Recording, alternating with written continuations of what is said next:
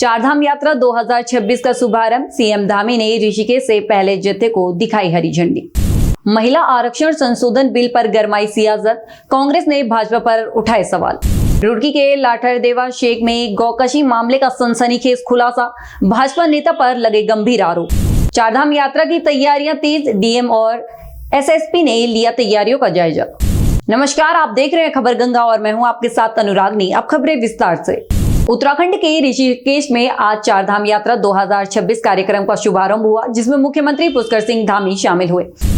ऋषिकेश के transit camp में मुख्यमंत्री पुष्कर सिंह धामी ने श्रद्धा और उत्साह के बीच यात्रियों के पहले जत्थे को हरी झंडी दिखाकर रवाना किया। इस दौरान सीएम ने खुद व्यवस्थाओं का बारीकी से निरीक्षण किया और अधिकारियों को निर्देश दिए कि श्रद्धालुओं की सुरक्षा और सुविधा में कोई कसर न छोड़ी जाए। उत्तराखंड के कृषि मंत्री गणेश जोशी ने आज एक अनोखी पहल करते हुए अपने आवास पर खुद शहद निकाला। मंत्री जोशी के सरकारी आवास पर लगे 30 मधुमक्खी बक्सों से करीब 60 किलो शहद का उत्पादन हुआ है। इस मौके पर उन्होंने राज्य की नई मौन पालन नीति का जिक्र करते हुए बताया कि सरकार मधुमक्खी पालकों को 80 से 90% तक का भारी अनुदान दे रही है। हमारी सरकार मौन पालन को लगातार बढ़ावा दे रही है। आज 3,320 टन उत्पादन के साथ हमारा छोटा सा राज्य मौन पालन में देश में 8वें स्थान पर है। अभी हमने मौन पालन नीति कैबिनेट से पास की, जिसमें 111 करोड़ रुपए की व्यवस्था हमने की है। हम किसानों को बॉक्स खरीदने पर 750 रुपये की सब्सिडी सरकार देती है। आज 10,000 से अधिक किसान इससे जुड़े हुए हैं। वहीं भारत सरकार को हमने 26 किसानों के 39 करोड़ के प्रस्ताव भारत सरकार को भेजे और हमारी जो शहद की क्वालिटी इतनी बेहतर है कि आज इसकी पूरी डिमांड देश में विदेश में भी हो रही है।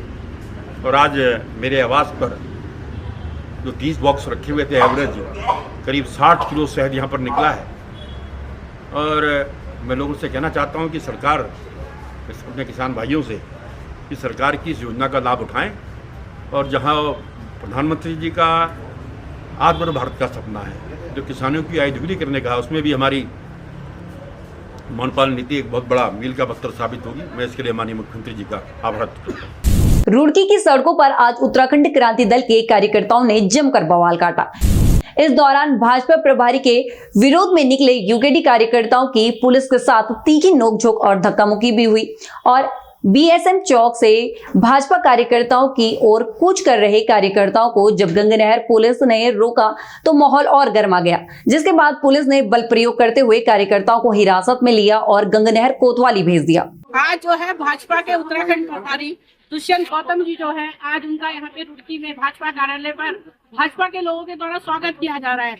और हम उत्तराखंड क्रांति दल के जो लोग हैं वो उत्तराखंड की बेटी अंकिता भंडारी के लिए सड़कों पर उतरे हैं, क्योंकि हम उस वीआईपी का जो है विरोध करते हैं जो उस वीआईपी जो है अंकिता भंडारी हत्याकांड में शामिल रहा है। सब तिहाई पे इकट्ठा हो रहे थे, यूकेडी के जो हमारे साथी थे, और अचानक वहां पर पुलिस आई। हम लोग शांतिपूर्ण तरीके से अपना विरोध प्रदर्शन कर रहे थे और हम लोग भाजपा कार्यालय पर जाकर अपना विरोध करने वाले थे। तो उसी बीच में बीएसएम तिहाई पर पुलिस आई और हम लोगों को अरेस्ट करने लगी, तो जिसका हमने विरोध किया। फिर मोर्चा काफिला लेकर आगे बढ़े तो हमें गणेशपुर चौक पर भारी पुलिस बल के साथ में हम लोगों को अरेस्टिंग कर ली गई और हमें गंगनहर थाने पर लेकर आए। देखिएगा, हम लोग जो है यही मांग रखते आ रहे हैं कि भाई जो वो दोषी है, वीआईपी है, उस वीआईपी का ट्रीटमेंट अभी तक नहीं हुआ। उसे सेवा लेने का बड़ा शौक है और इन भाजपाइयों को सेवा देने का शौक है। ठीक, आज हमारा मन कर रहा है ऐसे तमाम भाजपाइयों पे थू करने का, थू उन सब पर जो अंकिता भंडारी के हत्यारे को आज जो है यहाँ स्वागत कर रहे हैं, स्वागत समारोह बना रहे हैं ना, उन सारे भाजपाइयों पे थू है और पूरे प्रदेश की जनता की ओर से थू है ये। तो इसलिए या तो भाजपा उस हत्यारे को पब्लिक के हवाले कर दो, और दुष्यंत गौतम जी तो इतनी बड़ी वीआईपी सुरक्षा में हो कि तुमने हम लोगों को अरेस्ट कराने के लिए पूरा थाना लगा दिया। काश गलती से तुम हम अकेले मिल गए जनता को, तो जनता तुम्हारा वो हाल करेगी कि ऐसी सर्विस देगी कि तुम्हारी कई पुश्ते उस सर्विस को चसकती रहेंगी। टिहरी जनपद के कीर्तिनगर में सड़क निर्माण की मांग को लेकर ग्रामीणों का गुस्सा फूट पड़ा है। यहाँ की बडियारगढ़ पट्टी के ग्रामीणों ने आज लोक निर्माण विभाग कार्यालय में ताला बंद कर सरकार के खिलाफ जमकर नारेबाजी की। सामाजिक कार्यकर्ता प्रताप भंडारी के नेतृत्व में ग्रामीणों ने तहसील तक आक्रोश रैली निकाली। ग्रामीणों का कहना है कि 2018 में मुख्यमंत्री की घोषणा के बावजूद नौड़ा चोनी तेगड़ मार्ग सहित अन्य सड़कों को अब तक वित्तीय स्वीकृति नहीं मिली है, जिससे प्रसव और बीमारी की स्थिति में भारी दिक्कतों का सामना करना पड़ता है। हालांकि प्रशासन से सकारात्मक आश्वासन मिलने के बाद ग्रामीणों ने फिलहाल अपना धरना स्थगित कर दिया है। आज हम अपने बड़ियारगढ़ क्षेत्र की सभी सड़कों के विषय में यहाँ पे हम एक धरना प्रदर्शन कर रहे हैं, जिसमें हमने पहले तो लोक निर्माण विभाग पे हमने तालाबंदी की और उसके बाद हमने एसडीएम के यहाँ पे धरना प्रदर्शन करने का हमारा आज का जो उद्देश्य था। और यहाँ पर भारी संख्या में माताएं और बहनें आई हैं और ये अपनी क्षेत्र की सड़कों से को लेकर यहाँ पे अपनी मांगों को रखने के लिए आए हैं। ये लोग बहुत परेशान है और 2014 में मैं क्षेत्र पंचायत सदस्य भी बड़ियारगढ़ क्षेत्र में रही हूँ और तब हमने अपने प्रस्ताव यहाँ पे रोड के विषय में दिए थे, जिन पे आज तक कोई कार्यवाही नहीं हुई है। विधायक जी ने भी कई बार वहाँ पे अपनी घोषणाएं की हैं और मुख्यमंत्री जी द्वारा भी घोषणा हो रखी है, लेकिन उसके बावजूद भी रोड अभी तक वहाँ पे गई नहीं है। नहीं, देखिए, भारतीय संविधान के अंतर्गत ये है कि भाई सबको अपनी बात कहने का एक अधिकार है और अपनी बातें रख सकते हैं, लेकिन जिस प्रकार से लॉ एंड ऑर्डर को अपने हाथ में लिया गया है, कार्यालय में तालाबंदी कर दी गई है, तो ये एक अच्छी परिपाटी नहीं है और आने वाले समय में इसके भाई कई दुष्परिणाम सामने आ सकते हैं। ठीक है, सड़क नहीं बनी, उसका भी अपना एक तकनीकी कारण है, उसमें किसी का कोई ऐसा भाई विभाग का उसमें ऐसा अपना कोई विभाग ने अपना कार्य किया है और समय समय पर हर जो भी उसमें अपनी विभाग के द्वारा जो भी कार्य किया गया है वो पूरी तत्परता से किया गया है। वन भूमि का इशू है तो उसको सॉर्ट आउट कर लिया गया है, क्षेत्रफल कम हो गया, वृक्षों की संख्या कम हो गई है, तो इस बार इसमें हमें भारत सरकार से इसमें अनुमति मिल जाएगी। अभी देखा होगा आपने, काफी ग्रामीण जो है जैसे चुन्नीखाल, तेगड़, नोला, धोरियाना, इन गांवों से लोग आए हैं और इनकी जो मोटर मार्गों को लेके एक डिमांड है, उसमें संबंधित विभाग को यानी कि पीडब्ल्यूडी को भी मौके पे बुलाया गया है और इनकी बात का सॉल्यूशन निकाला गया है और इसमें 3 माह का टाइम जो है विभाग के द्वारा दिया गया है। 3 माह में इनकी 3 माह के अंदर जो है सैद्धांतिक स्वीकृति अगर इनको मिल जाती है तो इसमें काम स्टार्ट हो जाएगा। इससे जो है कि ग्रामीण संतुष्ट हैं। हाँ, देखिए, जन आक्रोश था, लेकिन अभी विभाग से जब उनसे वार्ता करा दी गई है तो उनके सॉल्यूशन में जो उनका सॉल्यूशन निकला है, काफ़ी रोडों को लेके भी हमने जो है कि सकारात्मक हल उनका निकलने के चांसेस हैं। तो आमने-सामने पे विभागों से बात भी करा दी गई है, चाहे पीएमजीएसवाई की रोड हो, पीडब्ल्यूडी की रोड हो, चाहे पेयजल से संबंधित हो। तो सामने-सामने पे बात करा दी गई है और अभी आप देख रहे हैं कि सभी लोग जो है कि शांतिपूर्वक वार्ता करके गए हैं और अभी इनकी बातों से सभी संतुष्ट हैं और इसको मॉनिटरिंग भी किया जाएगा। जो विभाग कह रहे हैं, हमारे द्वारा भी मॉनिटरिंग की जाएगी इसमें कि इनके द्वारा क्या कार्य किया जाएगा इसमें। उत्तराखंड में आगामी 4 धाम यात्रा को सुगम और सुरक्षित बनाने के लिए प्रशासन ने तैयारियां तेज कर दी हैं। इसी क्रम में हरिद्वार के जिलाधिकारी मयूर दीक्षित और एसएसपी नवनीत सिंह भुल्लर ने संयुक्त रूप से नरसम बॉर्डर का औचक निरीक्षण किया। साथ ही अधिकारियों ने सीमावर्ती क्षेत्रों में यातायात व्यवस्थाओं का जायजा लिया और पुलिस व प्रशासन अमले को सख्त दिशा निर्देश जारी किए। तो श्री गंगोत्री धाम, श्री यमुनोत्री धाम कपाट खुल रहे हैं और उसका पंजीकरण आज से शुरू हो गया है और हमारे शिपिंग ग्राउंड में पंजीकरण सेंटर से बने इसके और यहाँ पे नारसन में यहाँ पे जो आरटीओ डिपार्टमेंट द्वारा यहाँ पे ग्रीन कार्ड जारी किए जाएंगे जो व्यावसायिक कमर्शियल व्हीकल्स हैं।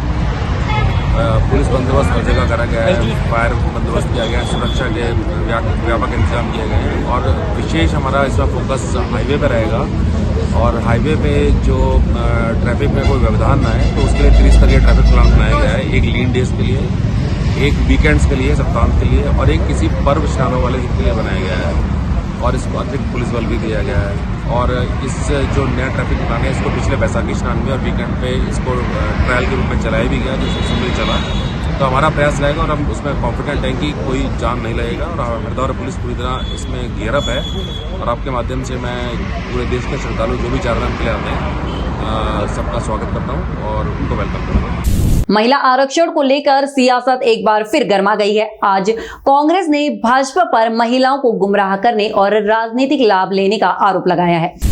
कांग्रेस का तर्क है कि जब महिला आरक्षण का मूल कानून 2023 में पहले ही पारित हो चुका है तो नए संशोधन बिल के जरिए सीट बढ़ाने का औचक समझ से परे है। साथ ही पार्टी का कहना है कि वर्तमान सीटों पर 33% आरक्षण तुरंत लागू किया जा सकता है, लेकिन सरकार ठोस कदम उठाने के बजाय बिना किसी आधार के सीटों की संख्या बढ़ाने में उलझी है। साथियों नमस्कार। कल लोकसभा में भारतीय जनता पार्टी के द्वारा जो सरकार के द्वारा जो बिल पेश किया गया, अब भारतीय जनता पार्टी उस बिल को गिरने के दोष कांग्रेस और सहयोगी दलों पर मढ़ रही है। सबसे पहले ये जानने की आवश्यकता है कि ये बिल है क्या। ये बिल वास्तविक रूप में महिला आरक्षण का बिल नहीं है। महिला आरक्षण का जो बिल था वो 2023 में पास हो चुका और प्रधानमंत्री जी उसको 2024 के चुनाव में कैश भी कर चुके हैं।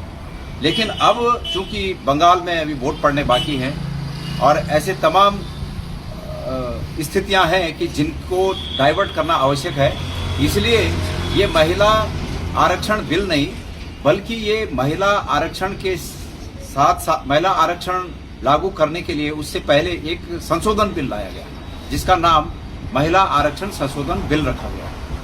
इसमें ये प्रावधान है, अब जो बीजेपी जो फैला रही है कि कांग्रेस ने इसे रोक दिया, कांग्रेस ने इसे रोक दिया, इनकी जालसाजी और इनकी चालबाजी मैं स्पष्ट करना चाहता हूं कि क्या है।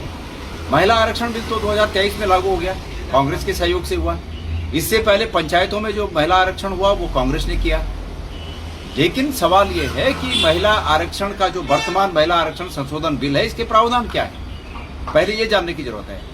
उत्तराखंड के मुख्यमंत्री, उत्तराखंड की विधानसभा अध्यक्ष और देश के तमाम बीजेपी के नेता कल से ये एक माहौल बनाने में लगे हुए हैं कि जैसे कांग्रेस ने महिला आरक्षण के बिल को रोक दिया। लेकिन जो वर्तमान में जो कल महिला आरक्षण संशोधन बिल है उसके प्रावधान ये हैं कि देश में जितनी भी सीटें हैं उन सीटों का ड्योढ़ा बनाया जाए। मतलब आधी सीटें, अगर किसी सदन में 500 सीटें हैं तो 250 सीटें और कर दी जाए। उत्तराखंड में 70 सीटें हैं तो 35 सीटें और जोड़ दी जाए। ये निश्चित रूप में महिला आरक्षण लागू करने का प्रावधान नहीं बल्कि ये है कि इस बात का विरोध किया जाए और ये दिखाया जाए कि कांग्रेस महिला आरक्षण के विरोध में है।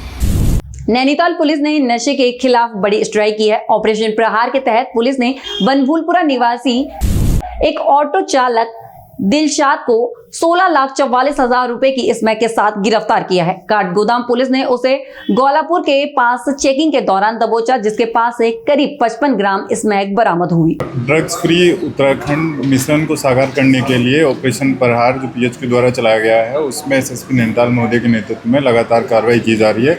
इसमें भी कल हमें एक अच्छी सफलता मिली है, जिसमें हमारी एसओजी की टीम और काठगोदाम थाना की टीम ने एक व्यक्ति के पास से ये 54.8 ग्राम अवैध स्मैक को बरामद किया है, जिसमें उसकी कल गिरफ्तारी कर ली गई थी और आज माननीय न्यायालय में प्रस्तुत किया जा रहा है उसको। और इसके द्वारा पूछताछ में बताया गया कि ये बरेली से इसको लेके आ रहा था और ये रहने वाला भी यहाँ बनभूलपुरा क्षेत्र का है और इसमें लगातार कार्रवाई चल रही है। अभी तक हमारे यहाँ टोटल 20 मामलों में 25 लोगों को गिरफ्तार किया जा चुका है जो तस्करी करते हैं इसकी, और तकरीबन 4 करोड़ 15 लाख की अवैध स्मैक जनवरी से अभी तक बरामद कर ली गई है।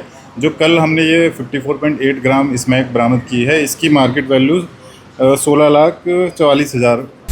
भारत की बहुप्रतीक्षित जनगणना 2027 की तैयारियां अब धरातल पर उतरने लगी हैं, जिसके लिए रुड़की के मंगलौर नगर पालिका परिसर में एक विशेष प्रशिक्षण शिविर का आगाज हुआ, जहां करीब 150 सुपरवाइजरों और गणना कर्मियों को बारीकियां सिखाई जा रही हैं। 25 अप्रैल से 24 मई तक चलने वाले इस शिविर में कर्मचारियों को घर घर जाकर सटीक डेटा जुटाने और मकानों की वास्तविक स्थिति दर्ज करने का प्रशिक्षण दिया जा रहा है। भारत की जनगणना 2027 की तैयारी के तहत नगर पालिका परिषद मंगलौर में आज जो मंगलौर क्षेत्र में जो जनगणना 2027 के प्रथम चरण में मकान सूचीकरण का कार्य होना है, उसका प्रशिक्षण चल रहा है। यह 3 जगह चल रहा है, नगर पालिका परिषद मंगलौर, नेहरू राजकीय इंटर कॉलेज और केवल कन्या पाठशाला में 3 जगह चल रहा है। लगभग 150 हमारे परिगणक और सुपरवाइजर हैं, इनको ट्रेनिंग दिए जाने की कार्रवाई की जा रही है। यह कार्यक्रम 25 अप्रैल से लेकर 24 मई तक चलना है, जिसमें मकानों की गणना और उसमें रहने वाले परिजनों के, उनके कितने परिवार के सदस्य हैं और मकान की स्थिति के संबंध में विभिन्न तरह के क्वेश्चन हैं, उनका आंसर करके उनकी गणना की जाएगी। सर, किसके नेतृत्व में पूरा कार्य चलेगा? कितने इसमें कर्मचारी नियुक्त किए गए हैं? से नगर पालिका स्तर पर चार्ज अधिकारी मैं स्वयं हूँ और उसके अलावा एडीएम साहब इसमें जिला जनगणना अधिकारी हैं और डीएम साहब प्रमुख जनगणना अधिकारी हैं जिला हरिद्वार के लिए। रुड़की के झबरेड़ा क्षेत्र से गौकशी का एक सनसनीखेज मामला सामने आया है जिसने सियासी गलियारों में हड़कंप मचा दिया है। लटरदेवा शेख गांव में 3 महीने पहले मिले गौवंश के अवशेषों के मामले में अब ग्रामीणों ने कैमरे पर चौंकाने वाले खुलासे किए हैं। आरोप है कि एक शादी समारोह में 10 से ज्यादा गायों का मांस परोसा गया जिसमें भाजपा अल्पसंख्यक मोर्चा के प्रदेश अध्यक्ष की संलिप्तता का दावा किया जा रहा है। मामले में हिंदू संगठनों ने इसे आस्था पर चोट बताते हुए आंदोलन की चेतावनी दी है। तो वहीं एसपी देहात का कहना है कि नए साक्ष्य के आधार पर जांच तेज कर दी गई है और दोषियों को बख्शा नहीं जाएगा। अभी हाल ही में मैंने देखा कि एक वीडियो बड़ी तेजी से वायरल हो रही है कि जो है लाठरदेवा में जो वहाँ पर एक जो है गंदा नाला है उसमें जो है गौ माता के कुछ क्या बहुत जो ज्यादा संख्याओं में वहां पर कुछ वो देखने को मिले अवशेष। लेकिन विडंबना की बात यह है ये देवभूमि है। जो है देवभूमि में एक तरफ तो हम लोग मुहिम चला रहे हैं कि आने वाली 27 अप्रैल को सुबह 10 बजे अपने घरों से बाहर निकले 5000 तहसीलों में हम लोग जो है गौ माता को राष्ट्रमाता का दर्जा दिलवाने के लिए ज्ञापन देने जा रहे हैं। और दूसरी तरफ हरिद्वार जैसे जिले में देखने को मिल रहा है कि एक दिन में 4-4 गायें जो है गाय माता को लोग बाग जो है दिन दाड़े काट रहे हैं। ये बड़ा दुख का विषय है, हम लोगों को बहुत आहत हुई है।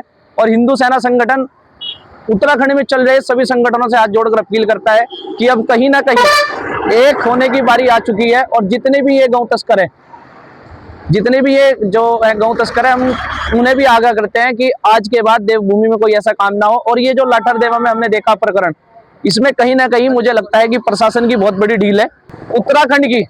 उत्तराखंड की पुलिस प्रशासन को हाथ जोड़कर कहना चाहता हूं कि जितने भी ये गौ तस्कर है, जो ये अभी हाल ही में प्रकरण हुआ लाठरदेवा में, जो भी अपराधी हो उसकी जांच करे और जांच करने के बाद उनके ऊपर कड़े से कड़े जो भी है कार्रवाई करने का काम करे। अगर पुलिस प्रशासन नहीं कर सकती तो पुलिस प्रशासन अपना हाथ खींच ले, हिंदू संगठन अपने आप मैदान में उतरेगा और आंदोलन करेगा। थाना झबरेड़ा का ये मामला जिसका आप जिक्र कर रहे हैं, वहाँ कल कुछ लोग आके उन्होंने बताया कि साहब हमें कहीं पर कुछ गौवंश के कुछ अवशेष मिले हैं। मैटर बहुत पुराना है और जैसा थाने ने वहाँ पर जाकर के विजिट किया तो हमने उसमें मुकदमा कर लिया है। बाकी कौन लोग हैं क्या हैं सुराग से पतारसी हमारी जारी है और जल्दी हम केस को वर्कआउट करेंगे।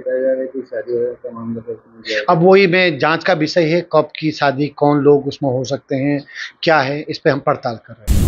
रामनगर से एक दिल दहला देने वाली खबर सामने आई है जहां वन्य जीवों के आपसी संघर्ष में एक नन्हे हाथी की जान चली गई। मामला दिलचौरी रेंज के पवलगढ़ सफारी मार्ग का है जहां सफारी के दौरान पर्यटकों को करीब 6 महीने का हाथी का बच्चा लहूलुहान हालत में मिला। सूचना मिलते ही वन विभाग ने तुरंत रेस्क्यू ऑपरेशन शुरू किया और घायल बच्चे को कॉर्बेट टाइगर रिजर्व के रेस्क्यू सेंटर पहुंचाया, लेकिन इलाज के दौरान उसने दम तोड़ दिया। कल सूचना मिली कि क्यारी गांव के पास ये वन मोटर मार्ग में एक हाथी का बच्चा घायल पड़ा हुआ था। तो उसको प्रथम दृष्टि अवलोकन पे पाया गया कि उसके शरीर पे बाघ के हमले के निशान पाए गए। तो उसको तुरंत ही हमारी टीम के द्वारा ढेला स्थित रेस्क्यू सेंटर पहुंचाया गया। काफ़ी मैसेज के बाद डॉक्टरों की टीम के द्वारा उसका प्राथमिक उपचार किया, परंतु हाथी को बचाया नहीं जा सका। कितने साल की उम्र थी इसकी? इसकी 6 माह से लगभग 1 साल के बीच की उम्र रही होगी। उत्तराखंड की ऐसी तमाम खबरों के लिए बने रहे हमारे साथ और देखते रहिए खबर गंगा। नमस्कार।